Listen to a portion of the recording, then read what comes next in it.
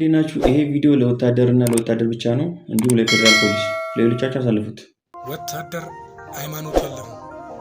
ወታደር ክልል የለውም፣ ብሔር የለውም። ሁሉ ነገር እኛ ላይ ነው የሚወረወረው ሃይማኖታችን ትክክል ስለሆነ። በአደባባይ ለመላ ኦርቶዶክሳውያን ይህ የስም ስህተት ብላችሁ ልትገልጹ ይገባል። ይሄ ኃላፊነት አለባችሁ። የፋና ፓትርያርክ ታውቋል። እዚህ አይነት የአደባባይ በዓላቶች መስቀል ብቻ አይደለም፣ ሌሎችም በዓላቶች ከተማ አስተዳደሩ ድጋፍ ያደርጋል። ድጋፍ ሲያደርግ ለምሳሌ መስቀልን ከወሰድን ምንም እንኳን በዋናነት በባለቤትነት በዓሉን የምታስተባብረው የኢትዮጵያ ኦርቶዶክስ ቤተክርስቲያን ብትሆንም እየተደረገ ያለው እገዛ ድጋፍ ቀላል አይደለም። የነበሩት ኃላፊዎች ከንቲባቸው የሆኑ ሌሎች መንግስታት በነበሩ ዘመን እንደ አሁኑ ለቤተክርስቲያን ትኩረት ሰጥቶ ያገለገሉት የሰሩት የረዱት ወቅት ጊዜ የለም። ምርት ከንቲባ ዘመን በጣም ለቤተክርስቲያኖችን ልዩ እገዛ እየተደረገልን እነደረሰን እነዩ ጩፋን አይቶ ክርስቶስን የሚመስል ትውልድ ማን ነው? እንደዚህችን የምታክል ውሃ በሺህ ብር የሚሸጡ ምን አለ እዚህ ውስጥ ስትላቸው መንፈስ ቅዱስ ይላሉ።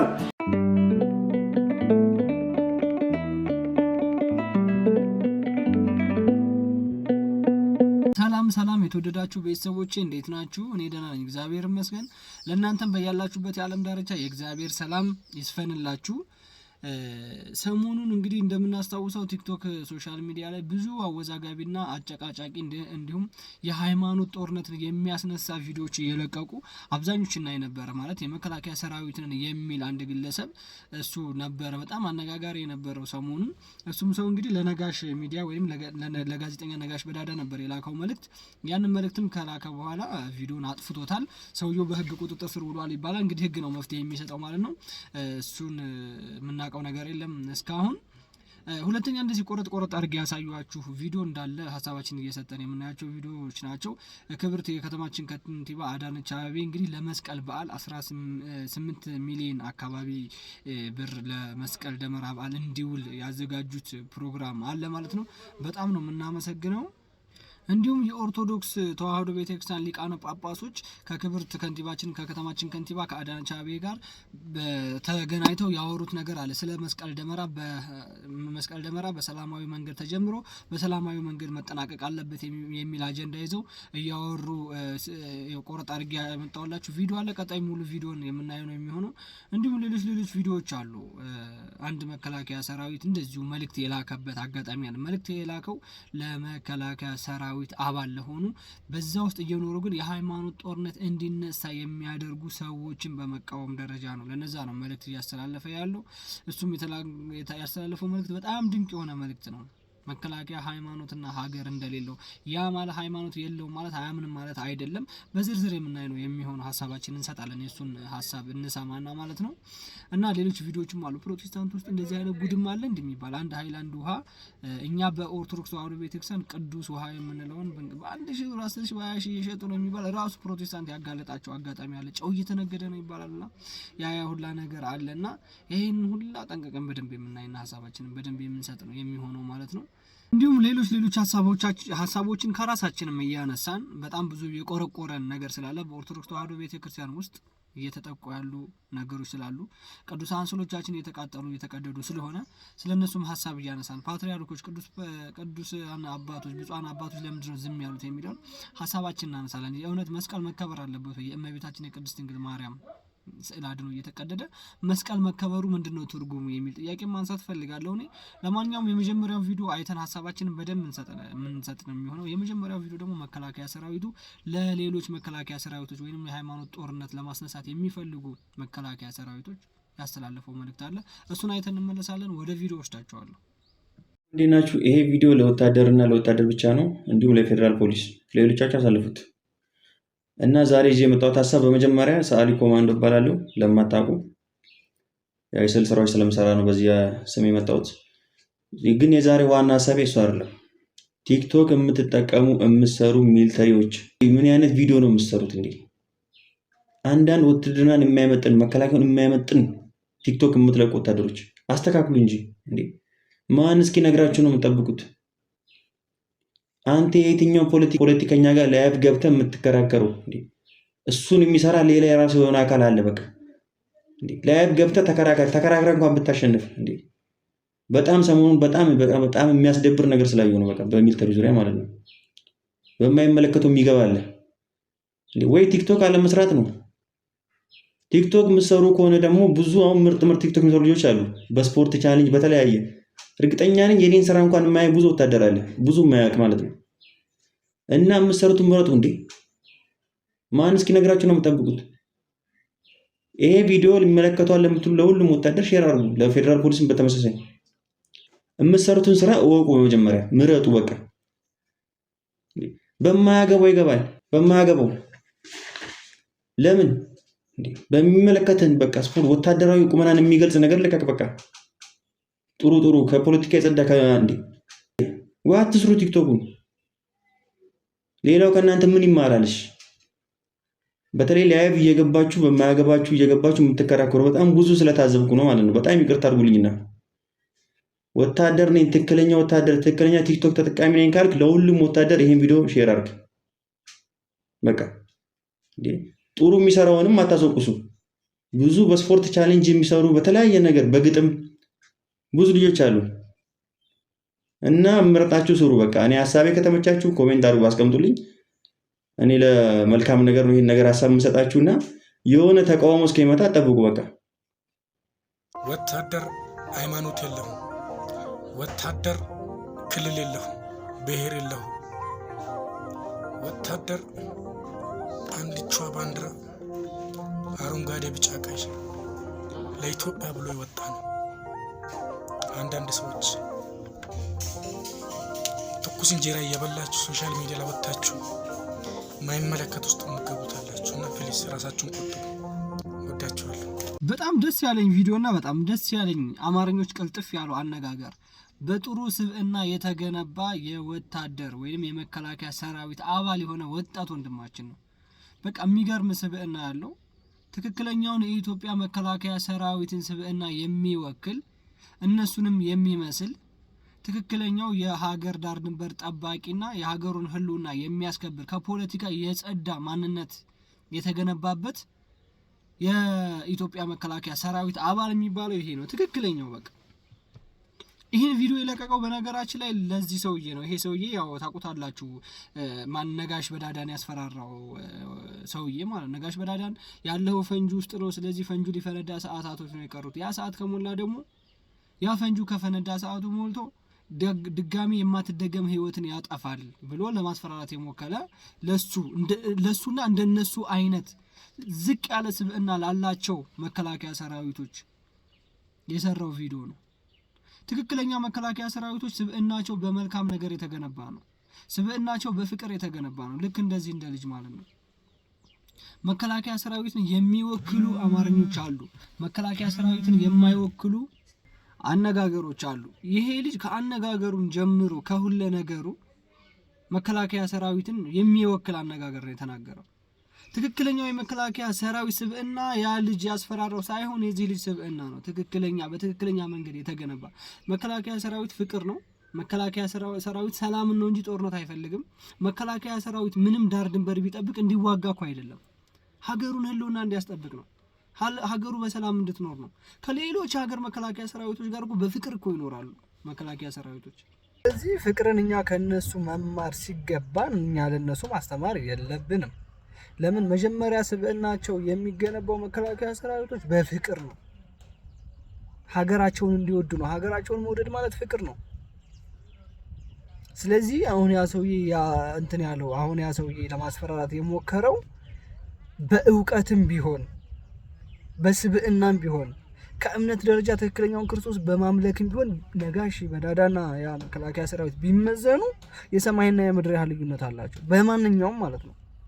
አንድ መከላከያ ሰራዊትን ያለ በጥሩ ስብዕና የተገነባ ሰው እንደዚህ አይነት የማስፈራራት ዛቻ ማድረስ በጣም ወንጀል ነው። ያውቀዋል ደግሞ ሲጀመር ከሆነ እኮ ነው።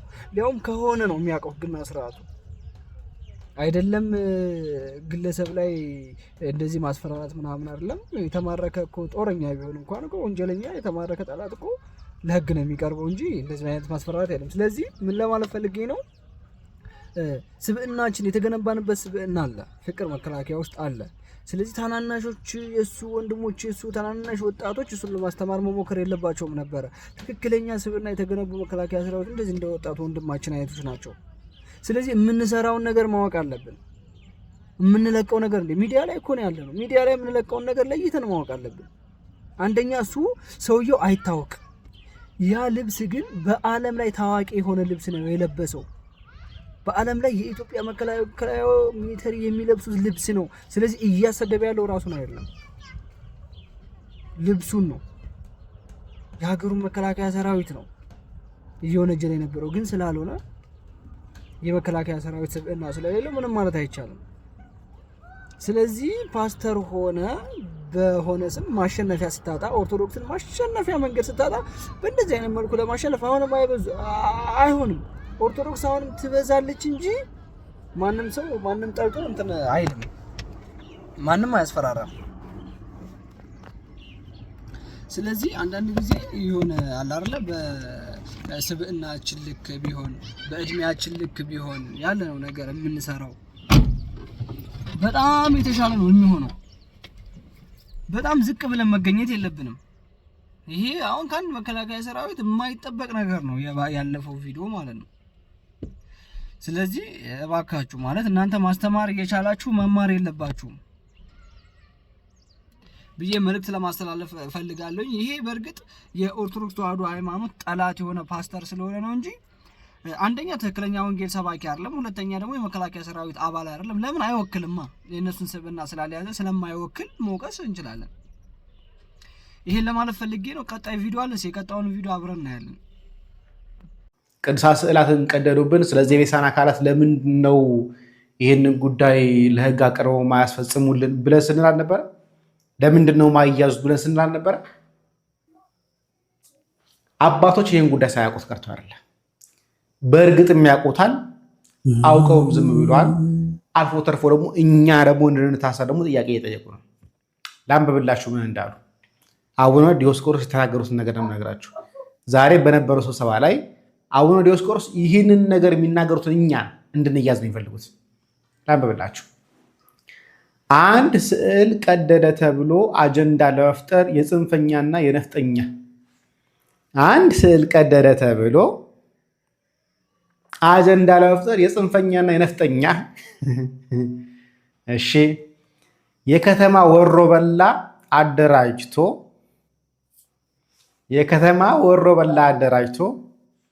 ከተማ ለመበጥበጥ የተዘጋጀ አጀንዳ እንጂ ስዕል መቀደዱ አሳሳቢ ሆኖ አይደለም አሉ አቡነ ዲዮስቆሮስ።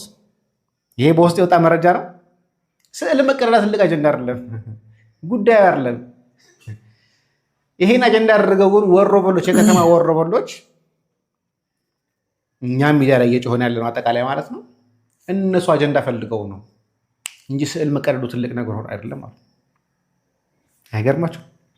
በዚህ ዙሪያ የሚንቀሳቀሱ ሰዎች ላይ መንግስት ሳይውል ሳያድር እርምጃ ሊወስድ ይገባዋል። እንዴት ስዕል ይቀደዳል ብለን የጮህን ሰዎች ላይ መንግስት ሳይውል ሳያድር እርምጃ ሊወስድ ይገባዋል። ማን? አቡነ ዲዮስቆሮስ የቅዱስ ሲኖዶስ ጸሐፊ አቡነ ዲዮስቆሮስ። ስዕል መቀደድ ዝም ብሎ ትልቅ አጀንዳ አይደለም። ስዕል መቀደድ ጉዳያችን አይደለም።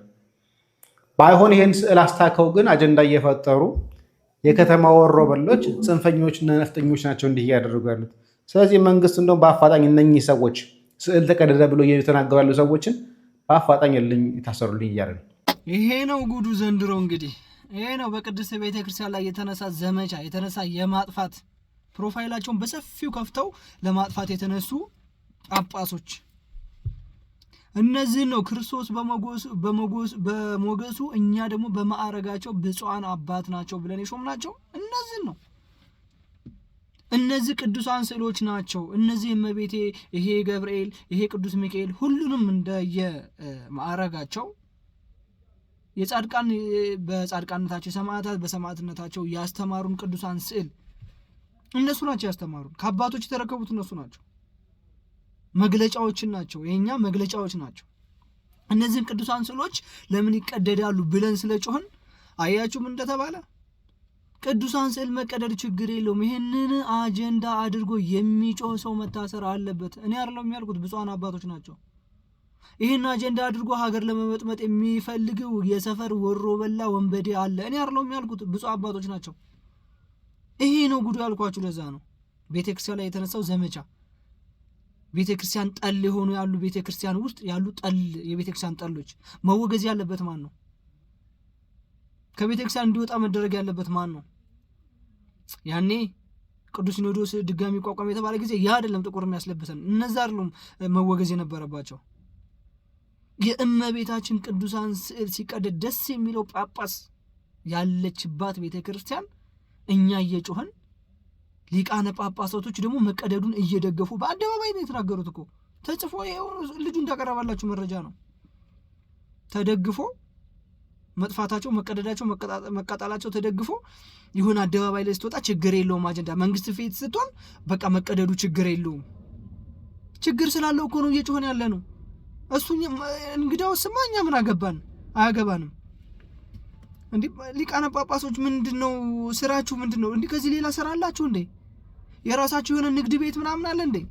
ሌላ ቤተክርስቲያን ወይንም በራሳችሁ ስም የተቋቋመ ቤተክርስቲያን አለ እንዴ? እናንተ የምታስከብሩት ከዚች ቤተክርስቲያን ውጪ እናንተ እኮ ናችሁ። አንዲት ቤተክርስቲያን፣ አንዲት ሲኖዶስ፣ አንዲት ፓትርያርክ ብላችሁ ያስተማራችሁ እናንተ እኮ ናችሁ። እዚች ቤተክርስቲያን ላይ እኮ ህዝበ ምእመኑ ነው ብዛት 85% ድርሻ ያለው እኮ ህዝበ ምእመኑ እኮ ነው። እንዲህ ስለ ማርያም ተብሎ ህዝበ ምእመኑ ተለምኖ በማርያም ስም ተለምኖ የማይሰስት ያለውን የሚሰጥ ህዝብ ያለባት ቤተክርስቲያንን ያቺ ስለ ማርያም ያሏትን ቅዱሳን ስትቀደድ ህዝበ ምእመኑ እየጮኸ እናንተ ግን ዝም። እንደውም መደገፍ ችግር የለውም አጀንዳ መሆን የለበትም። እና ሌላ ምን አጀንዳ አለ? ያ ማለት እንዴ ከቤተክርስቲያን መቃጠል እንዴ? ቤተክርስቲያን የተሰራችው በክርስቶስ ደም እኮ ነው። ክርስቶስን የወለደችው እመቤታችን ነች እኮ። ሌላ ምን ታሪክ አለ? መደገፉ ነው የሚሻለው ማለት ነው አይደል? ስለዚህ መናፍቃኖች አሉት ውጭ አይደሉም። እኛ ዝም ብለን ነው የምንጮኸው። አዳራሽ ውስጥ ያሉት መናፍቃኖች ናቸው፣ ኦርቶዶክስ ጠል ናቸው የምንለው ዝም ብለን ነው። ኦርቶዶክስ ጠል ሆኖ ቤተክርስቲያን ውስጥ ያለ ሰው ነው። ኦርቶዶክስ ጠል ባንሆንማ አንድ የኦርቶዶክስ ወጣት ስለ ኦርቶዶክስ የተቆረቆረ ስለ ቅዱሳን ስዕል አንገቴን እሰጣለሁ ለምን መቀደድ አለባት ብሎ የታሰረ አንድ ወጣት ሲታሰር ዝም አንልም። ብፁዕ አባታችን ማናቸው? በወላይታ ሀገር የሚኖር ልጅ መምህር አንዱሻ የሚባል ሲታሰር እኮ ሄደው ጠይቀውታል። የታሰረው ስለ ቤተክርስቲያን እኮ ነው። ስለ ቤተክርስቲያን ሲጮህ ታሰራ። ሄደው ጠየቁት። ሌሎች ብፁዓን አባቶች፣ የሌላ ሀገረ ስብከት ብፁዓን አባቶች ጸጥ፣ ቅዱስ ሲኖዶስ ጸጥ። ይህን ሁላ ሰው ሲንጫጫ ቅዱሳን ስዕል ሲቃጠል ዝም እያላችሁ እንደውም ችግር የለውም አጀንዳ ሆኖ አጀንዳ አድርገው የሚረብሽ ሰው መታሰር አለበት። ወሮ በላ ነው ስለ ቤተክርስቲያን ስለጮኸ። እናንተ ስለምትቀበሉት እናንተን ደሞዝ ስለምትከፍለው ቤተክርስቲያን እናንተ ስለምትዘርፏት ቅድስት ቤተክርስቲያን ስለጮኸ እሱ እኮ አይደለም እየዘረፈ ያለው፣ እሱ እኮ አይደለም ደሞዝ እየተከፈለ ያለው። ባሩኬ ቢታሰር እኮ ስለ እመቤታችን ጮሆ ነው እንጂ ደሞዝ ስለሚከፈለው እኮ አይደለም። አይከፈለውም። የቤተክርስቲያን አገልጋይ እኮ አይደለም። ግን ስለ ቤተክርስቲያን ይቆረቆራል፣ ይጮሃል ስለ ቤተክርስቲያን። እንደዛ የሆነ ወጣት ታስሮ እናንተ ዝም። ይልቁንም ተብሎ ችግር የለውም ይሄ አጀንዳ መሆን የለበትም። እና ሌላ ምን ችግር አለው? ብትፈርስ ታዲያ ሌላ ችግር ምንድን ነው? ችግሩ የእናንተ ወንበር ሽሚያ ነበር ማለት ነው? ችግሩ ቅዱስ ሲኖዶስ ለሁለት ይከፈል ሲባል ጥቁር ልበሱ ያነበረ ችግራችሁ? ችግራችሁ ህዝበ ምእመኑ ጥቁር ስላለበሰ ነበር ማለት ነው? እንዴ አሁን እኮ ወቃሹም ተወቃሹም እዛው ቤተክርስቲያን ውስጥ ሆነ። መናፍቃኖች ታዲያ ምን ደስ አይበላቸው? ምን ይሁኑ? ከዚህ የበለጠ ደስታ አለ እንዴ? እርስ በርስ እንዋጋላቸው፣ እርስ በርስ እንሰዳደብላቸው፣ ቅዱሳን ስዕሎቻችንን እያቃጠሉብን እኛ እንኳን ተቃጠለች እያልን ላውም እኛ ታናሾች ሳይሆን እናንተ ታላቆች ብፁዓን ተብላችሁ የተሾማችሁ ክርስቶስ በሞገሱ የሾማችሁ እኛ በክብራችሁ ያከበርናችሁ የህዝቡን ቤተክርስቲያን እንኩ አስተዳድሩ፣ እንኩ ጠብቁ፣ እንኩ መንጋውን ጠብቁ ተብላችሁ የተሰጣችሁ ብፁዓን አባቶች፣ ነፍሳትን ታድናላችሁ ተብላችሁ የተሾማችሁ ብፁዓን አባቶች፣ የጠፋውን በግ ትመልሳላችሁ ተብላችሁ የተሾማችሁ ብፁዓን አባቶች፣ ይሄ ነገር ሲከሰት የማትቃወሙ ከሆነ ሌላ ታዲያ ምን አለ? ከዚህ የበለጠ ችግር አለ እንዴ? ቤተክርስቲያን ላይ ከዚህ የበለጠ ፈተና ይኖራል እንዴ? በነግራኝ አህመድ ጊዜ ከዚህ የበለጠ ፈተና ደርሶባት ነበረ? ኧረ አይመስለኝም። ስለዚህ ሌላ የሥራ ድርሻችሁ ምንድነው እኮ ነው። ቤተክርስቲያንን የማትጠብቁ ከሆነ ሌላ የሥራ ድርሻችሁ ምንድነው? እንዴት ተሾማችሁት? ለዚህ ነው። ሌላ ሹመት የላችሁም እኮ ቤተክርስቲያን እንድትጠብቁ፣ ቤተክርስቲያን እንድታስተዳድሩ፣ ህዝበ ምእመኑን እንድትጠብቁ፣ መንጋውን እንድትሰበስቡ፣ ነፍሳት እንድታድኑ፣ ህዝብ ወደ ኃጢአት ውስጥ የተዘፈቀውን ህዝብ ከክርስቶስ ጋር እንድታገናኙ እኮ ነው እንዴ። ህዝቡ አዋጥቶ ህዝቡ ካለው ላይ ከግንባሩ ላይ ፋቅ አድርጎ ያነጻትን ወይም ያደሳትን ቤተክርስቲያን መመረቅ ብቻ ይሄ እኮ ስራ አይደለም። ይሄ እኮ ስራ አይደለም። እናንተ እኮ ናችሁ በኃጢአት የጎደፋችሁት። ጀርባችሁ የቆሸሸው በኃጢአት እናንተ ናችሁ። እንዲህ ስለ እመቤቴ እኮ ያስተማራችሁን እናንተ ናችሁ። እመቤቴ ታማልዳችሁ እያላችሁ እኮ በመስቀል የምትባርኩን እናንተ ናችሁ እኮ። ሌላ ማን አለ? ስለዚህ እናንተ ናችሁ መዋጋት ያለባችሁ። አረ ባካችሁ ቤተክርስቲያናችን አናሰድባት። ከብፁዓን አባቶች እንደዚህ አይነት ቆሻሻ አማርኛም ካንደበታችሁ የሚወጣ ከሆነ እኛም ራሱ ልፋታችን በከንቱ ነው፣ መጮሃችን ከንቱ ነው ማለት ነው። ስለዚህ አርፈን መቀመጥ አለብን። እነ ያያ ዘልደት አለካ ይሄ ነገር ስለሚያውቁ ነው ከአሁን በኋላ ያገባን የሚያሉት ማለት ነው። እኛም ትንሽ ጊዜ እናያለን፣ ከዛም በኋላ እንወስናለን የራሳችንን ጉዳይ። በነገራችን ላይ በዚህ ጉዳይ ከቤተ ክርስቲያን የሚወጡ ወጣቶች ወደው አይደለም የሚወጡት ብዬ ነው የምወስነው። የምር እንደ ቤተ ክርስቲያን ስለ ቤተ ክርስቲያን ስትቆረቆር የምትታሰር ራስ ኦርቶዶክስ የምታሳስረው ከሆነ ራሱ ብፁዕ አባት እንደዚህ አይነት አዋጅ የምታወጣበት ከሆነ እንዴ ታዲያ ምን ያደርጋል? ቤተ ክርስቲያን ውስጥ ይውጣ። እንደኛው ካልተቆረቆርላት ቤተ ክርስቲያን ማን አላት? መናፍቃኖችን ማፍርሰን ብንሰጣቸው ደስ አይደል እንደሚላቸው እንኳን እንደዚህ ብለንላቸው እናፍርስና ይፈረስና ይሰጠን እያሉ አይደል እንዴ? በሌሎች ገጠር ቤቶች እኮ ብንሄድ ብዙ ችግር አለ። ስለዚህ ባካችሁ እንደዚህ አይነት የአደባባይ በዓላቶች መስቀል ብቻ አይደለም፣ ሌሎችም በዓላቶች ከተማ አስተዳደሩ ድጋፍ ያደርጋል። ድጋፍ ሲያደርግ ለምሳሌ መስቀልን ከወሰድን ምንም እንኳን በዋናነት በባለቤትነት በዓሉን የምታስተባብረው የኢትዮጵያ ኦርቶዶክስ ቤተክርስቲያን ብትሆንም የአደባባይ በዓል ነው። ብዙ ህዝብ ነው የሚወጣው። እንደ ባለ ድርሻ አካል እናግዛለን። ማገዝም ኃላፊነት አለብን። ለሀገራችንም እንግዲህ ሀገራችንን በማስተዋወቅ በዩኔስኮ የተመዘገበ ነው። አንድ ኢትዮጵያን ስም ካስጠሩ የኢትዮጵያ በዓላት ውስጥ ተካተተ ነው። ለከተማችንም ድምቀት ነው። የቱሪስት መስህብ ነው። በጣም ኢኮኖሚውም የሚነቃቃበት ብዙ ሰዎች በዓላቱን ምክንያት በማድረግ ገቢ የሚያገኙበት ነው። እኛም በዓላቶችን ምክንያት በማድረግ በከተማችን ውስጥ ዝቅተኛ ገቢ ያላቸው እንደዎችንም ጭምር የምንደጉምበት፣ ማዕድ የምናጋራበት፣ ህዝቡ እርስ በርስ መተሳሰቡ የበለጠ እንዲጎለብት የምናደርግበት ነው። በዓላቱን ምክንያት በማድረግ ህዝብ ይረዳዳል፣ አብሮነት ይዳብራል። እንዲሁም ደግሞ በእምነቶች መካከል በቤተ እምነቶች መካከል የበለጠ በጎ እሳቤ አንዱ ለሌላው በዓል መልካም መመኘት ብቻ ሳይሆን ማድረግም ጭምር እንዲጎለበት ማድረግ እንዲያረግን ስለሆነ የህዝባችን አብሮነት እና አንድነቱ የበለጠ እየጎለበተ የሚሄደው እንዲሁም ነባሩም ጭምር እንዳይሸረሸር የምንጠብቀው ደምቆ አምሮ ሰላማዊ ሆኖ መጠናቀቁ እንደ ኢትዮጵያ እንደ ከተማ አስተዳደራችንም እንደ ቤተክርስቲያኒቱ ትልቅ ውጤታማነት ስለሆነ ይሄንን ማድረጋችንን ኃላፊነታችንን እንደመወጣት ነው የምንቆጥረው።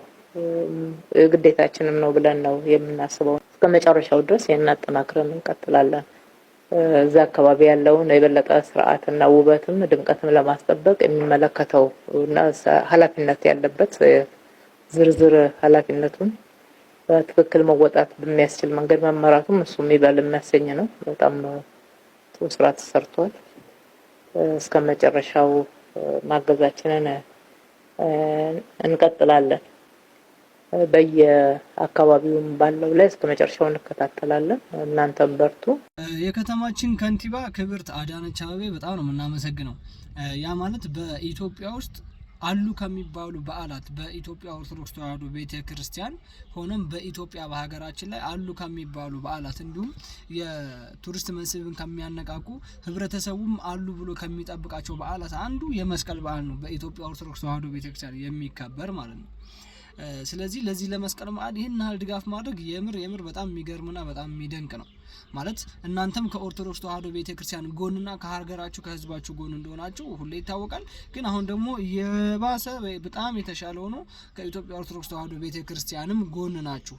እስከዛሬ ብዙ ነቀፋዎች እየደረሰባቸው ነው። ማለት ለፕሮቴስታንት እምነት ተከታይ ስለሆኑ ወደ ፕሮቴስታንቶች እያደሉ ነው። ሶ እንደዚህ አይነት በዓላት ሲመጡ ለኢትዮጵያ ኦርቶዶክስ ተዋሕዶ ቤተክርስቲያን ለምታከብረው በዓል ክብር ካላችሁ በጣም ደስ የሚል ነው። እንዲሁም ድጋፋችሁ በጣም የሚገርም ድጋፍ ነው። ማለት ከአሁን በፊትም ምናልባት እኔ ላልደርስባችሁ ይችላል ነገስታቶች አላደረጉትም ሲባሉ ሰምቻለሁ ብፁዓን አባቶች ሲናገሩና የእነሱን ቪዲዮ የምንሄድበት ነው የሚሆነው እና በጣም የሚገርም ነው። እኛም ከእናንተ ጎን እንሆናለን። ምክንያቱም እናንተ ከኢትዮጵያ ኦርቶዶክስ ተዋሕዶ ቤተክርስቲያን ጎን ከሆናችሁ እኛ ከእናንተ ጎን የማንሆንበት ምንም አይነት አጋጣሚ አይኖርም።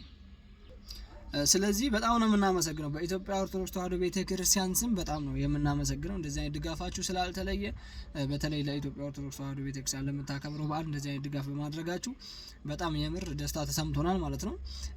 የምቃወመው ነገር ስላለ ነው። አሁንም መጥፎ በእርሳቸው ላይ አይደለም፣ በከንቲባችን ወይንም በጠቅላይ ሚኒስትር ምናምን በሀገር መሪዎች ወይንም በአመራሮች ምናምን አይደለም።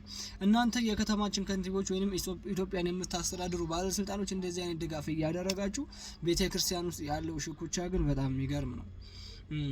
የማርያም ስዕል አድኖ ከፍ አድርጋችሁ አወጣችሁ መታየት የለበትም ተብሎ መታገድ አስፈላጊ ነው ብዬ አላስብም። ማለት የኢትዮጵያ ኦርቶዶክስ ተዋሕዶ ቤተክርስቲያን እምነት ተከታዮች አለን ከሚሉት ቅዱሳን ሰማዕት ወይንም ቅዱሳን መላእክቶች ከደናግላኖች ከክርስቶስ በታች አለን ከምንላቸው የመጀመሪያው እመቤታችን ቅድስት ድንግል ማርያም ነች።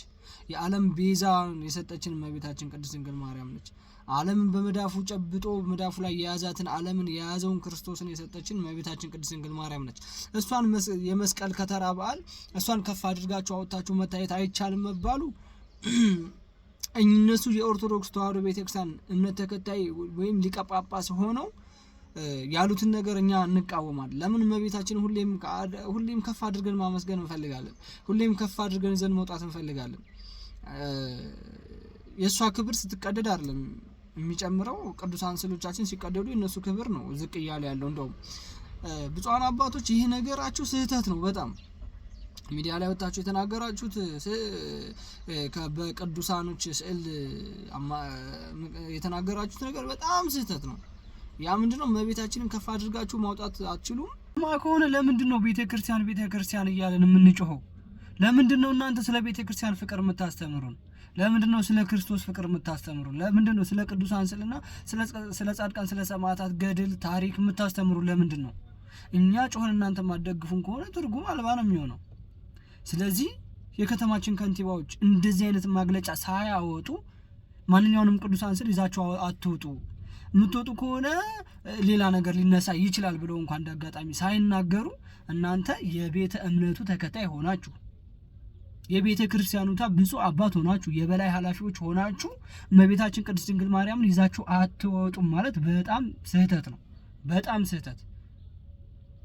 ለማንኛውም ይሄን መልእክት ለማስተላለፍ ፈልጌ ነው። ስለዚህ እባካችሁ ቤተክርስቲያናችን ላይ እንስራ። ቤተክርስቲያናችን እየተሰደበች፣ ቤተክርስቲያናችን እየተንቋሸሸች ነው። አሁንም እየጮህን ያለ ነው ስለ ቅድስት ቤተክርስቲያን ነው። ለራሳችን ጥቅም አለ፣ ስለ ራሳችን ጥቅም አለ እየጮህን ያለ ነው። ስለ ቤተክርስቲያናችን ነው። ቤተክርስቲያናችን እምነታችን አንገታችን ላይ ማህተም እንድናስር የፈቀደችልን የሰጠችን ቤተክርስቲያናችንን የሰጠችንን የክርስትና ሃይማኖት ቤተክርስቲያን ማሰደብም መስደብም አንፈልግም። ብፁዓን አባቶች ከፊት የማትቀድሙልን ከሆነ እኛማ ይሄው እንደምታዩት ነው፣ እየጮህን ነው፣ ግን ተሰሚነት የለንም ነው። ቢያንስ ብፁዓን አባቶች ከተላልቅ ከመንግስት ኃላፊዎች ጋር ከጠቅላዩ ጋር የተለያየ ግንኙነት ይኖራቸዋል። ስለዚህ ቤተክርስቲያኗን ቅድሚያ ከኛ ይበልጥ እንድትከበር ማድረግ የምትችሉትም ያለባችሁም እናንተ ናችሁ።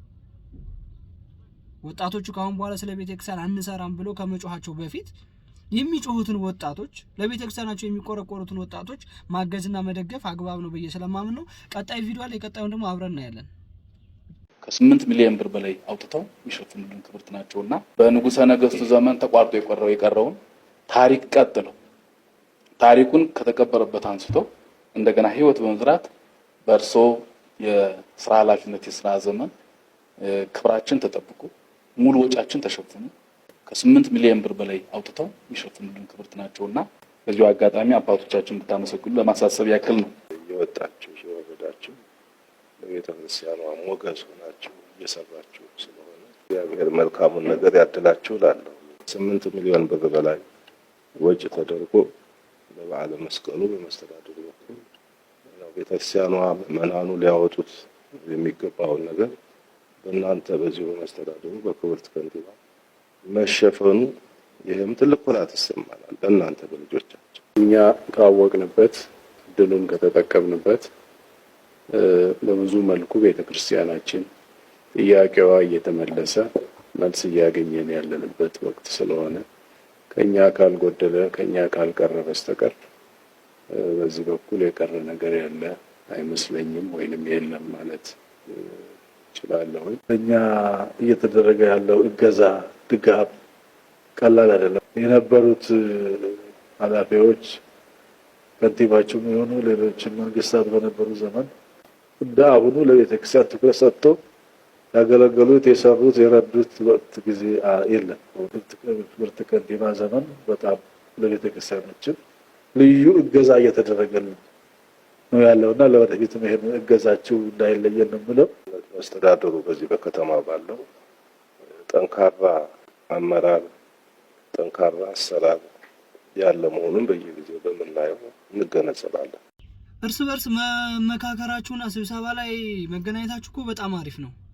ግን ብፁዕ አባቶቻችን ስብሰባ ላይ ተገኝታችሁ ስለ ገንዘብ መሰጠት አይደለም ማውራት ያለባችሁ። ስለ ቤተ ክርስቲያን ክብር ነው መቆርቆር ያለባችሁ። ስለ ቤተ ክርስቲያን መጠበቅ ነው መናገር ያለባችሁ። 8 ሚሊዮን ብር ለቤተ ክርስቲያን ብር ሆኖ ነው አንድ ግለሰብ ከ8 ሚሊዮን ብር በላይ ቅድስት ቤተ ክርስቲያን አላሰራም ብቻውን።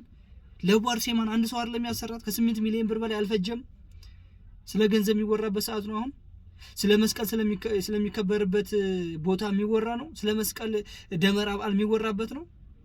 ክብሩ የማን ነው የሚበልጠው? የእመቤታችን ክብር ነው የሚበልጠው? የመስቀል ደመራ በዓል ክብር ነው የሚበልጠው? የሚወራው ይሄ ነበረ በዚህ ሰዓት። ስለ ቤተክርስቲያናችን አንድ ብፁዓን አባት የሚያነሳ ይጠፋል። ቤተክርስቲያናችን ትከበርልን፣ ቤተክርስቲያናችን ትጠበቅልን። ሌሎች መናፍቃኖችን ቅዱሳን ስዕሎቻችንን የምናከብራቸው የምንወዳቸውን እየቀደዱ፣ ስለዚህ የእነሱ መፍትሄ ምንድነው ብሎ የሚጠይቅ ብፁዓን አባት ይጥፋ። የተናገሩት ብፁዓን አባትም ይኸው ቁጭ ብለው ጸጥ ነው ያሉት። እዛ ሎዛ ሚዲያ ላይ ቀርበው እመቤታችን መቀደዷ ይቆጨኛል ምናምን ያሉት አባት እንደገና ድጋሚ በሎዛ ሚዲያ ቀርበው እመቤታችን ቅድስት ድንግል ማርያምን ይዛችሁ እንዳትወጡ በአደባባይ ላይ አሉ። ከዛ ይሄው እዚህ ስብሰባ ላይ ሚዲያ ላይ ተገናኝተው ደግሞ ጸጥ። ስለ ቤተክርስቲያን የሚያወራ የለም። ብቻ ለቤተክርስቲያን ስለተሰጠው ብር። ቤተክርስቲያን እኮ የሀገር ባለውለታ ነች። እኔ ክብርት አዳነች አቤቤን ወይንም ሌሎች የመንግስት አካሎችን አይደለም እየወቀስኩኝ ያለሁት ቤተ ክርስቲያን ውስጥ ያሉ ብፁዓን አባቶችና የቤተ ክርስቲያን አገልጋዮችን ነው። እንዲህ ስለ ቤተ ክርስቲያን አውሩ። ቤተ ክርስቲያን እኮ ነች ደሞዝ የምትከፍላችሁ። ህዝበ ምእመኑ እኮ ነው ደሞዝ የሚከፍላችሁ። ህዝበ ምእመኑ ቢያዋጣ 8 ሚሊዮን ብር ለመስቀል ደመራ በዓል አይደለም ለሌላ ሳይሰጥም። የእውነት ይሄ ነው ውለቷ? ለቤተ ክርስቲያን የሚከፈላት ነገር ይሄ ነው? ቤተ ክርስቲያኒቱ ብር አጣች፣ ሰው አጣች። ያጣችሁ እኮ ስለ ቤተ ክርስቲያኗ የሚቆረቆርላት ሰው ብፁዕ አባት ናቸው ተብለው የተሾሙት ሰዎች እንኳን ስለ ቤተክርስቲያን እየተቆረቆሩ አይደለም። እያየን ነው። ቅዱሳን ስዕል ሲቀደዱ ጸጥ፣ ቤተክርስቲያን ስትቃጠል ጸጥ፣ ቤተክርስቲያን ስትሰደብ ጸጥ። ግን እንደዚህ ሌላ ስለ ብር እንደዚህ ሰጥተውናል እናመሰግናለን። አሁን እንኳንም ሰጡ እናመሰግናለን። ድጋፍ ስለሆነ ለቤተክርስቲያን እየደገፉ ነው። ግን ብፁዓን አባቶች ይሄን ጥያቄ ማንሳት ነበረባችሁ። እነሱም መልስ ይሰጣሉ። ቤተ ክርስቲያኗ እኒቷን እናንተ ካላስከበራችሁ ማን ሊያስከብር ነው? እናንተ ከፊት ካልቀደማችሁ እኛ ከኋላ ካልተከተልን ቀጣይ ትውልድ ማን ነው የሚረከበው? እንዴት ነው የምናስረክበው እኮ ነው። ይህ አይደለም አጀንዳ መሆን ያለበት። ይህ አይደለም መወራት ያለበት። ስለ ቤተ ክርስቲያኗ ሰፊ የሚወራላት አጀንዳ አለ። የሚወራላት ችግር አለባት። የሚፈታላት ችግር አለ ቤተ ክርስቲያኒቷ። ይሄን የምትፈቱት ደግሞ ብፁዓን አባቶች ናቸው። ወጣቱማ ይኸው ስለ ቤተክርስቲያን ተቆርቆሮ ሲጮህ እየታሰረ እኮ ነው። ስለ ቤተክርስቲያን አንገቴን እሰጣለሁ እያለ እየጮኸ እየታሰረ ነው። ስለዚህ ብፁዓን አባቶች ይህን ጥያቄ አለማንሳታችሁ በጣም ነው የሚገርመው። በጣም ኧረ እባካችሁ ቤተክርስቲያንን ዝም አትበሉ፣ እንስራት። ኧረ ቤተክርስቲያን አናሰድባት። ወጣቱ አይደለም አሁን እያሰደበ ያለው ብፁዓን አባቶች ናችሁ፣ እናንተ ናችሁ። ዝምታችሁ በዛ፣ ጸጥታችሁ በዛ። ኧረ ይብላኝ ለእናንተ። ወጣቱ እመቤቴ ፍቅር ያለበት ስለ እመቤቴ እየጮኸ እየታሰረ ነው። እናንተ ለምንድን ነው ዝምታችሁ የበዛው? እንዴ የጠፋውን በግ እንመለስን፣ የጠፋው በግ ወደ ቤቱ መመለስ አለበት የምትሉት እናንተ አይደላችሁ እንዴ የምታስተምሩን? ሰው እንዲጠፋ ነው እንዴ የምትፈልጉት? በዛው እንዲወጣ ከቤተ ክርስቲያን እንዴ? ለምን እንዴ የቤተ ክርስቲያኒቷ የበላዮች ኃላፊ እናንተ እኮ ናችሁ። የቤተ ክርስቲያኖች አስተዳዳሪዎች እናንተ እኮ ናችሁ። ብፁዓኖች እኮ እናንተ ናችሁ። ክርስቶስ በሞገሱ የሾማችሁ ቤተ ክርስቲያን አክብሩ አስከብሩ ያለው እኮ እናንተንም እኮ ነው። እናንተ እኮ ናችሁ ከዛ በታች ላለ ህዝብ መንጋውን የምትጠብቁ፣ ነፍሳትን የምታድኑ፣ ከክርስቶስ ጋር የምታስታርቁ እናንተ ናችሁ። ቤተ ክርስቲያኗን የምታስከብሩ የምታስጠብቁ እናንተ ናችሁ። ማን አለ ሌላ? ህዝቡ ከእናንተ በታች እኮ ነው። በጣም የሚያሳፍር ነገር ነው። ስለ ቤተ ክርስቲያን አንድ የሚቆረቆር ሰው ጠፋ። አጀንዳችሁን ቀይራችሁ ሌላ ስለ ገንዘብ ጉዳይ አደረጋችሁት። ሆድ ይሙላ ደረት ይቅላሉ። እውነት ነው ለካ አጀንዳችሁን ቀይራችሁ ሌላ ነገር አደረጋችሁት። ስለዚህ እባካችሁ ቤተ ክርስቲያናችንን እንስራት። በአደባባይ ለመላው ኦርቶዶክሳውያን ይህ የስም ስህተት ብላችሁ ልትገልጹ ይገባል። ይሄ ኃላፊነት አለባችሁ። የፋና ፓትርያርክ ታውቋል። የኛ ደግሞ ስራ አስኪያጅ ናቸው ብፁዕ አቡነ ሳዊሮስ። የፋና ፓትርያርክ ግን ብፁዕ ወቅዱስ አቡነ ሳዊሮስ ናቸው። የኛ ፓትርያርክ ግን ብፁዕ አቡነ ማትያስ ናቸው። የኛ ስራ አስኪያጅ ግን የኛ ፓትርያርክ ብፁዕ ወቅዱስ አቡነ ማትያስ ናቸው። የኛ ስራ አስኪያጅ ደግሞ የጠቅላይ ቤተ ክህነት ስራ አስኪያጃችን ደግሞ ብፁዕ አቡነ ሳዊሮስ ናቸው። አደበላለቃችሁት አይደል? እዛና እዚህ የእሳቸውን ማድረግ አምጥታችሁ እዚህ ነገሩ እንዲሁ ዝም ብሎ እንደማይመስል ልንገራችሁ። ልጅ ሃይማኖት ውስጥ ችግር የለውም የሚባል ልምምድ የለም። እኔ አባቶችን አለማክበር ችግር የለውም የሚባል ልምምድ አይደለም፣ አደጋ ነው። መዳፈር አልችልም። ዳጣስንና ስህተት የሆኑ ነገሮችን መናገር ስህተት ማሳወቅን። ምክንያቱም በአካል ሁሉ ጊዜ አናገኛቸው፣ እነሱም እኛን ሊያገኙን አይገባም። እንደዚህ ቀን በቀን የተከበሩ ናቸው፣ እግዚአብሔር የመረጣቸው ናቸው። ስለዚህ አክብረናቸው ልንቀመጥ የሚገባው ብፁዕ ቅዱስ አቡነ ማትያስን የክብራቸውን ማዕረግ ይዘን እናንተ ደግሞ በቀጠለ ጨጌው ዘመንበረ ምናምን ልትሉ ነው። ደግሞ ፋናዎች ዝም ካልናችሁ በሚቀጥለው ዛሬ ያለማምራችሁት ልምምድ ነገ ይሄዳል ማለት ነው። ፓትርያርክ ልትቀይሩልን ለእናንተ በፋና እረፉ። ትክክል አይደላችሁ፣ አካሄዳችሁ ትክክል አይደለም። ይሄ የብፁዕ አቡነ ሳዊሮስም ስራ አይደለም፣ የብፁዕ አቡነ ማትያስም ወቅዱስ አቡነ ማትያስም አይደለም። ጉዳዩ ከሚዲያው ጋር የተያያዘ ነው። ነገር ግን ዓለም ከምትፈልገው ፖለቲካ ጋር የሚሄድ ስለሆነ እባካችሁ እረፉልን። እጃችሁን ከቤተ ክርስቲያን ላይ አንሱ። እኚህ ወጣቶች ናቸው ለቤተ ክርስቲያን እየታገሉና ለቤተ ክርስቲያን ቀኝ እጃቸውን እያወጡ እየተዋጉ ያሉት ማለት ነው። ይህንንም አማርኛ በተናገረበት ደግሞ ስርዓትና ግርፋት ይገባዋል የሚል ብዙ ሰዎች አሉ። ነገሩ ግን እንደዚህ አይደለም። እሱ እነሱን በሚወቅስበት ጊዜ ለቤተ ክርስቲያን ተቆርቁሮ ነው እንጂ እነሱን ለማሸቀማቀቅና እነሱን ለማዋረድ ፈልጎ አይደለም። ይሄ ልጅ የሚጮህ ሁሌ ከቤተ ክርስቲያን ጎን ናቸው። ይሄና የነጋሽ በዳዳ ወይም ነጋሽ ሚዲያ ከቤተ ክርስቲያን ጎን ከሚቆሙ ኦርቶዶክሳውያን የመጀመሪያ ላይ ቀድመው የሚገኙ ወጣት ወንድሞቻችን እነዚህ ናቸው። ይታሰራሉ፣ ይፈታሉ። ይሄ በቤተክርስቲያን ነው እንጂ በግላቸው ጉዳይ አይደለም። ይሄ ሁላ መከራ እየደረሰባቸው ያሉት እሱ ብፁዕ አባታችን አቡነ ሳዊሮስ ሊወቅስና እንደዚህ ሊላቸው የፈለገበት መንገድ የውርደት መንገድ አይደለም። እሱ የፈለገው ፋና ላይ ወጥተው መናገራቸው የፋና ምንድነው አስባላቸው። የኛ ስራ አስኪያጅ ነው፣ የፋና ደግሞ ብፁዕ ምንድነው ተባሉ ነው ማለት ፋና ላይ ወጥቶ መናገር አይጠበቅባቸውም። ለምን? ኦርቶዶክስ ሆኖ ሰላምና ፍቅር የማይፈልግ የለም። ኦርቶዶክስ በዓሉን ሲያከብር ሰላም የማይፈልግበት መንገድ የለም። ሰላምን ይፈልጋል፣ ለሰዎችም ሰላም ይሰጣል።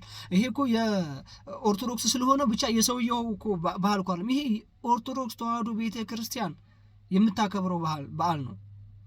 በኢትዮጵያ ኦርቶዶክስ ተዋህዶ ቤተ ክርስቲያን አለ ከሚባሉት አንደኛው በዓል የመስቀል በዓል ነው። የመስቀል ደመራ በዓል ነው። ስለዚህ ይሄ በሚከበርበት ቀን ሰላምና ጸጥታ በሰላም ይለቅ ምናምን ይሄ ለኦርቶዶክሳውያን አይነገርም። ኦርቶዶክሳውያን ይዞ ሲወጣ ጦር አይደለም ይዞ የሚወጣው፣ የሚዋጋበትን ሰይፍ አይደለም ይዞ የሚወጣው። የእመቤታችን የቅድስት ድንግል ማርያምን የጻድቃን የሰማዕታትን ቅዱሳን ስዕል አድኖ ራሱን ከክርስቶስ ጋር አድርጎ እሱን ነው ይዞ የሚወጣው። ስለዚህ ይሄ መግለጫ ለኦርቶዶክሳውያን የሚነገርም አይደለም። አንደኛ፣ ሁለተኛ እሱ አሁን የልጅ በተናገረው ላይ ራሱ ብዙ ተቃውሞ ጳጳሶችን እየሰደበ ምናምን የሚባል ነገር ሁላ አለ። ኖ ያ አይደለም ትክክለኛው። ኦርቶዶክስ ከሆንክ ይህን ሀሳብ መደገፍ አለብህ። ኦርቶዶክስ ከሆንክ ለቤተክርስቲያን መቆርቆር አለብህ። አጀንዳው እየተቀየረ ሌላ ፖለቲካ ውስጥ የምታስገቡ ሰዎች ረፉ። ምናልባት በኦርቶዶክስ ስም ሌሎች መናፍቃኖች ናቸው ብዬ አስባለሁ እንደዚህ አይነት ተቃውሞ የሚያቀርቡት። አንገታቸው ላይ አውቀው ማህተም ያደርጉና እኔ ብዙ ቲክቶክ ላይ አሉ ኢየሱስ ቤዛዬ ምናምን የሚል ፕሮፋይል ያላት ልጅ ራሷ አንገቷ ላይ መስቀል አድርጋ ግን ጴንጤ የሆነች ልጅ ኦርቶዶክስን ሙልጭ እያደረገች የምትሳደብ እንደነዛ አይነት መናፍቃኖች የኦርቶዶክስ ተዋሕዶ ቤተክርስቲያን ጠል የሆኑ ሰዎች አሉ። እንደዚህ አይነት ነገሮችን የሚሳደቡ እንደዚህ አይነት ሰዎችን የሚያንቋሽሹ ስለ ቤተክርስቲያን የሚሳደቡ ሰዎችን ይሰቀል ይገረፍ ምናምን እያሉ የሚጮሁ ሰዎች አሉ። ከነዛ ሰዎች ውስጥ የተወሰኑት ናቸው ይሄ ልጅ እየተቃወሙ ያሉት ማለት ነው። ስለዚህ ለቤተክርስቲያን ስለ ጮኸ ለምን ጮኸ? አሁንም እንጮሃለን። ቤተክርስቲያን አዋጅ አውጥታ ስለ ኦርቶዶክስ ቤተክርስቲያን አትጩሁ እረፉ ብላ አዋጅ አወጣች ድረስ ለቤተክርስቲያን እንቆረቆራለን። ብፁዓን አባቶች አሁንም አዋጅ እያወጡብን ነው። አዋጅ ያወጡ ያሉት አትጩሁ ሳይሆን አሁን በአሁን ሰዓት የቅዱሳን ስዕል መቀደድ ችግር የለውም፣ ይሄ አጀንዳ ተደርጎ መበጥበጥ የለበትም፣ ይህን እናልፈዋለን። ከዚህ በላይም ቅድስት ቤተክርስቲያን በነግራኝ አህመድ ጊዜ አልፈዋለች ይህን መከራ፣ አሁንም ታልፋለች። እቺ ጊዜ ደግሞ ቂጣ ነች፣ ትቆረሳለች። አትሽወዱ። አሁን ያላችሁ ብፁዓን አባቶች ነገ ትሻራላችሁ። የማይቀረው ወደ ክርስቶስ ጋር የምትሄዱበት ሞት የሚባለው ነገር አለ። ማንንም ማጭበርበር ማንንም መሸወድ የማትችለው የሚወስድህ አንድ ጉድጓድ ውስጥ ተቆፍረህ የምትገባባት ሞት የምትባል ነገር አለች። ትክክለኛው ወንጌል የሚሰበክበት ሃይማኖት ይሄ ነው ካልክ ቤተክርስቲያናችንን ማስከበርና ማክበር የእናንተ ስራ ነው። ነገ ከነገ ወዲያ የምትገቡበትን ነገር እያወቃችሁ ሞት የሚባል ነገር እንዳለ እያወቃችሁ ቤተክርስቲያንን ማሳዘን ቤተክርስቲያንን ማስከፋት 67 ሚሊዮን ህዝብ አንገት ማስቀርቀር ማሳዘን በጣም አግባብ ነው ብዬ ስለማላምን ነው።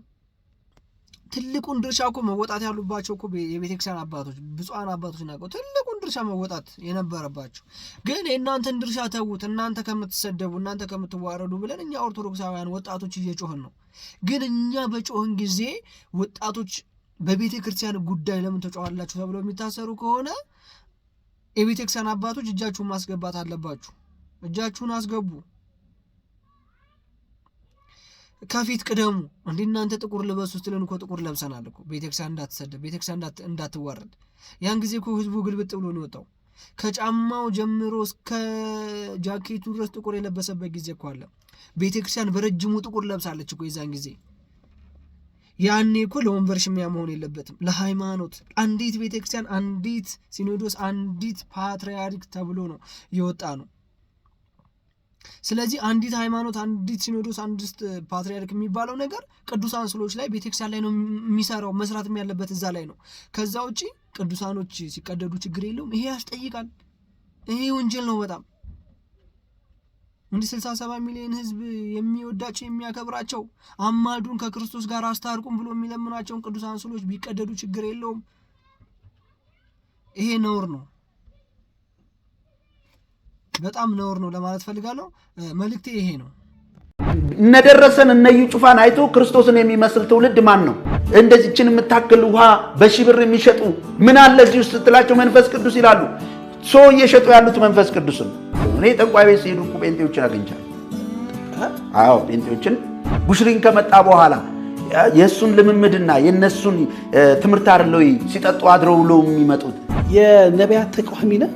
እችን ከዚች በላይ የምታክል ብልቃት በ1000 ብር ይሸጡለታል። ካገኙ በ10,000 ብርም ይሸጡለታል።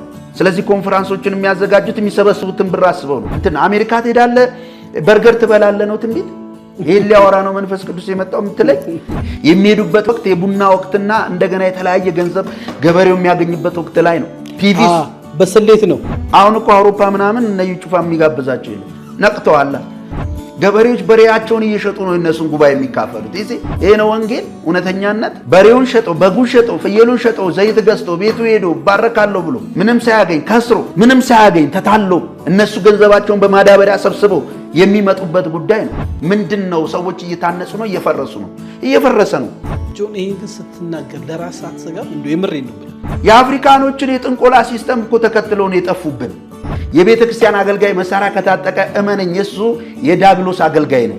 እግር ኳስን የሚናገርና የዓለምን ትርኪ ምርኪ ቤቲንግ እንዳትበሉ እንድትበሉ አሲዙ እኔ ተነብያለሁ የሚል ዱርዬ ማህበረሰብ እኮ ነው። በቃ በቴሌቪዥኑ ተፈውሷል ተብሎ ሰውየው ሞቶ 40 ወጥቶ ማስታወቂያ ግን እየተላለፈ ቴንኪ 2 ዓመት የታየነ ያውቃለሁ። ቸርች እንኳን እንደዚህ ሄደ ለማስፋፋት ስትሞክር እኮ ሴሚስ ያሻለን አስራት አለ መባ አለ ጥሩ ገንዘብ የሚሰጡ አሉ እኮ ነው የሚባለው። በአቅጣጫ ነው። yes ወደኛ አካባቢ ዘራይሉን በለ yes እንዴም በሁለት ከፍየዋለሁ እኔ ባይዘው ሁለት አይነት ጴንጤ ሁለት አርገዋለሁ። አራጴና ቆራጴ ይባላል። ደረሰ ላቆ ስትል ሰማው። አዎ እሱን ተቃውሟል። ጨው የሚነግድ ሰው አይደል? እዩ ጩፋ ባለፈው ሲሳደብ ሰምተዋል። ደንቆሮች ሲል ደንቆሮ ብሎ የሚሳደብ ገሃነም ነው የሚገባው ይላል መጽሐፍ። ፊቸር ነው ትንቢት። ፊቸር የሚናገሩት ደግሞ አንዱም ሲሆን አላየንም። 3 ልጆች ትወልዳለህ ምናምን ብሎ ይሞታል ሰውየው። እኛም እኮ በኦርቶዶክስ ተዋህዶ ሃይማኖታችን ትክክለኛ ወንጌል የሚሰበከው ቅድስት ቤተክርስቲያን ውስጥ ነው ብለን የምንቃወማቸው እንደነዚህ አይነት ይሄ እንግዲህ ፓስተር ወንድማችን ወይም ፕሮቴስታንት እምነት ተከታይ ወንድማችን ነው። እሱ የሚቃወማቸውን ሰዎች ነበር እየተቃወምን ያለ ነውና ቤተክርስቲያን እንድትከበር ህዝበ ምእመኑ ከሐሰተኛ ነቢያቶች ሐሰተኛ ወንጌል ከሚሰበክበት ቤተክርስቲያን ትክክለኛ ወንጌል ወደሚሰበክበት ቅድስት ቤተክርስቲያን ክርስቶስ በደሙ ወደ መሰረታት ቤተክርስቲያን እንዲመጡ እየሳብን የነበረው እነዚህን እየተቃወምን ነበረ። አሁን በእኛ ላይ አጀንዳ ነው፣ በኦርቶዶክስ ላይ አጀንዳ ከመፈጠሩ በፊት ማለት ነው። ፕሮቴስታንት ውስጥ ሃይላንድ እየተሸጠ ነው ውሃ፣ አዎ ጥያቄ የለውም። ጨው እየተሸጠ ነው እየተነገደ ነው፣ ጥያቄ የለውም። እሱ የተቃወማቸው ነው፣ እኛም እየተቃወምን ያለ ነው። ሐሰተኛ ነቢያት ነው ያለው ኦርቶዶክስ ውስጥ አትሉኝም መቼም ፕሮቴስታንት ውስጥ ነው አይደል? አሁን ግን እየነቀፍን ያለ ነው ኦርቶዶክስን ነው። ስለዚህ እሱ የነቀፈ ያላቸውን ሰዎች እየነቀፍን ባለ ላይ ሌላ አጀንዳ በኦርቶዶክስ ላይ መከሰት የለበትም። አሁን ማወራው ግን አሁን ስለ እሱ ስላነሳው አጀንዳ ነው። ፕሮቴስታንት ውስጥ ራሱም ተናግሮታል። ቡሽሪ የሚባል ሰው ነበረ። ቡሽሪ ማለት የአፍሪካ ሀገር ውስጥ ናይጄሪያ ውስጥ የሚኖር ሰው ነው ቡሽሪ ማለት እና ኢትዮጵያ ውስጥ በገባበት ሰዓት ይሄ እርኩስ መናፍስት የሚባሉትን ነገር የሚሰራ ሰው ነው። በተለያየ መተት የሚባለው ነገር ማለት ነው። ስትፈልግ እንደዚህ ስትለው ሰው እንዲወድቅልህ በመሐረብ አድርገህ ስትጠራውን እንዲል ፉጨ ስታፏጭ እንዲሰበሰብ ህዝቡ አዳራሽ ውስጥ ማለት ነው። እግርን ስታነሳ እንደነ እዩ ጩፋ እንዲወድቅልህ እነሱ ራሱ ይሄ የእንትን ምንድነው የአጋንንት ማውጣት ቀን የሚባሉት ቀን እኮ አላቸው። ሮብ ዓርብ ምናምን ነገር ተከፋፍሏላ። ያን ነገር የሰራላቸው ቡሽሪ የሚባል ሰው ነው። ያን ሰውዬ ነው እያጋለጠ ያለው እርኩስ መናፍስትን የሚሰራ ሰው የነበረ። አያችሁ ፕሮቴስታንት ውስጥ ያሉ ምእመኖች የሚመሩት በዛ በርኩስ መናፍስት ነው። እዩ ቻፋን ክርስቶስ ቀብቶት አይደለም። ክርስቶስ ይመጣል ይላል። መቼ ነው የሚመጣው? ክርስቶስን አግኝቸው እንደዚህ ያለ መቼ ነው? የት ነው ያገኘው? ክርስቶስ እንደዚህ ብሎኛል መቼ ነው ያለ? እንዴት ልህ ቻለ? ላንተ እንደዚህ ብሎኛልና እንደዚህ ይሆንልሃል አለ። መቼ ነው ያለ? የት ነው ያለ? ክርስቶስ ኃጢአተኞች ጋር እኮ ኃጢአታቸውን ይቅር ለማስመት ይመጣል። አዎ፣ ግን ላንተም እንደዚህ አይነት አጽድቅ ብሎ ሊመጣ ይሆን? ገዳማውያን አባቶች ራሱ እንደዚህ ሲሉ ሰምተን አናውቅም። ገዳማውያን አባቶች ዓለም በቃን፣ ገንዘብ አያሳሳንም፣ ዓለማዊ ኑሮ አያጓጓንም ብለው ገዳም ውስጥ የተፈለፈለ ዋሻ ውስጥ እየኖሩ ክርስቶስን እናገኛለን እያሉ 24 ሰዓት እየጸለዩ ያሉ ሰዎች ራሱ ክርስቶስን አገኘ ነው እመቤታችን ቅድስት ድንግል ማርያምን አገኘናት ብለው አያውቁ። ገና እሱ ጋር ልንቀርብ ነው የሚሉት። አያችሁ፣ ይሄንን ነበር ያዋረድን። ይሄንን ነበር ትክክለኛ ወንጌል ተማሩኑና ኦርቶዶክስ ተዋህዶ ቤተክርስቲያን ውስጥ ክርስቶስ እኔ ያከበርኳቸውን አክብሩ ባለው ደረጃ እኛ ጻድቃን ሰማዕታቶች እናከብራለን። ይሄም ደግሞ የሚከበረው የት ነው? ኢትዮጵያ ኦርቶዶክስ ተዋህዶ ቤተክርስቲያን ውስጥ ነው። ፕሮቴስታንቶች ብዙ የሚፈሯቸው ጥቅሶች አሉ። የእግዚአብሔር መልአክ በሚፈሩ ዙሪያ ይሰፍናል ያድናቸዋል። ይሄን አይጠቅሱትም። እመቤታችን ቅድስት ድንግል ማርያም ተብሏል። ከዛሬ ጀምሮ ትውልድ ሁሉ ብፅዕት ይሉኛል። ያን ነገር አይጠሩትም በፍጹም። ክርስቶስ ግን ያከበርኳቸውን አክብሩ ብሏል። ያን ነገር አያከብሩም። ለዛ ነው ወንጌል ትክክለኛ ያለው ኦርቶዶክስ ውስጥ ብቻ ነው የምንለው። ፕሮቴስታንት ጋርማ ይኸው ወንድማችሁ እኮ አወጣላችሁ። ከዚህ በላይ ምን ተበጥብጦ አትጋቱ። ከዚህ በላይ ምንም ማድረግ አይቻልም። ትክክለኛው እኔ በባለፈው ቪዲዮ ሰርቼ ነበር ስለ ቡሽሪ ስለሚባለው ሰውዬ። ኢትዮጵያዊ አይደለም፣ ጋናዊ ነው፣ ጊኒ የሚባል ሀገር ውስጥ ነው የሚኖረው። ግን ኢትዮጵያ ውስጥ መጥቶ ይህን እርኩስ መናፍስት የሚባል ነገር የሚሰራ ነው። ሰዎችን ሲያዩ በሞገስህ እንድትወደው በልብስህ ምናምን በቃ እርኩስ መናፍስት። ስለዚህ ፕሮቴስታንት ውስጥ ንግድ ነው የተያዘው። ትክክለኛ ወንጌል የለም። ይሄን ያህል ብር አንጣና ገዝት ሊያዝልህ ልጸልይልህ ነው። አካውንት ላይ ይሄን ያህል ብር ይገባ ነው። ክርስቶስ ይኸውልህ ያልሰራኸውን ከየትም አምጥቶ አይሰጥህም። የሰራኸውን በላብህ ያገኘኸውን ግን ይባርክልሃል። ከዛ ውጭ ድንቡሎ አይሰጥህም። ድንቡሎ አይሰጥህም ከዛ ውጭ ማለት ነው። ሰው እየለፋ አንተ ሳትለፋ የሚሰጥህ አንተ ማን ነህ? ይሄ ነገር ነው እነሱ ጋር ያለው ትንቢት የሚባለው ነገር። ትንቢት የሚባል ነገር አለ። ህዝቡ አሜን ይላል፣ ደስ ይለዋል። ያ ነገር አለ መሆን ያለበት። አልቅሰህ ነው ካገኘ ማግኘት አለብህ። ክርስቶስ ጋር መቅረብ ያለብህ ደም አንብተህ ነው። የሚሸጡት ጨው፣ የሚሸጡት ዘይት፣ ውሃ ደግሞ እንደዚህ እያደረጉ ደም አስመሰልን ይላሉ። ደም መስሎ ያውቃል። መስሎ የሚያውቀው ግን አብዛኛው ፕሮቴስታንት እምነት ተከታይ ያ ደም ለምን ሆነ ወይም ደም ለምን መሰለ የሚለውን ነገር አያውቁትም። ታርጌቱን ምን ታርጌት አድርገው እንደሰሩባቸው ክዳኗ ላይ የሚለጠፍ ማስቲካ አለ። የዛ ማስቲካ ላይ ጆሊ ጁስ በቀይ እየተደረገ ይመታልሃል። ከማስቲካው ላይ ቀስ እያለ ይወርዳል፣ ይቀልጣል። ከዛ ደም ይመስላል ይኸውልህ አደረግኩልህ ይልሃል። ነጭ ወተት፣ ነጭ ዱቄት ይለጥፍልሃል። ይሄ ነው ታርጌቱ፣ ሌላ ታርጌት የለውም። አትሸወዱ ፕሮቴስታንቶች፣ ይህን ሚዲያ የምትከታተሉ ካላችሁ አትሸወዱ በፍጹም። ትክክለኛ ወንጌል የሚሰበከው ኢትዮጵያ ኦርቶዶክስ ተዋሕዶ ቤተክርስቲያን ውስጥ ብቻ ነው። ክርስቶስን ከልጅነቱ ጀምሮ ማወቅ አለባችሁ። ወንጌል ካወቃችሁ የእመቤታችን የቅድስት ድንግል ማርያም ስደት ማወቅ አለባችሁ። የጻድቃን የሰማዕታትን ገድላቸውና ታሪካቸውን ማወቅ አለባችሁ። እኛ ጻድቃን ሰማዕታቶችን ለመምሰል ነው የምንሮጠው። እናንተ ቀጥታ ክርስቶስ ጋር ከየት ወዴት? ስለዚህ ለማንኛውም እባካችሁ ፕሮቴስታንቶችም ትክክለኛ ወንጌል ወደሚማሩበት ኦርቶዶክስ ተዋሕዶ ቤተክርስቲያን ምሯቸው ወጣቶችን፣ የእናንተን ህዝቦች እንላለን። እኔ ይህን ሚዲያ የምታዩ ፕሮቴስታንት እምነት ተከታዮችም ትክክለኛ ወንጌል የሚሰበከው ኦርቶዶክስ ውስጥ ብቻ እንደሆነ ማወቅ አለባችሁ። ለማንኛውም ለዛሬ ይዤላችሁ የመጣሁት ቪዲዮ ይሄን ይመስላል። ላይክ፣ ሼር፣ ሰብስክራይብ ያደረጋችሁ ቤተሰቡ ነው አገልግሎቱን ደግፉ። ቀጣይም በአዳዲስ ቪዲዮዎችና በአዳዲስ መረጃዎች እንገናኛለን። እስከዛው ድረስ ግን ቸር ሰንብቱልኝ። ላይክ፣ ሼር፣ ሰብስክራይብ ማድረጋችሁ እንዳይረሳ።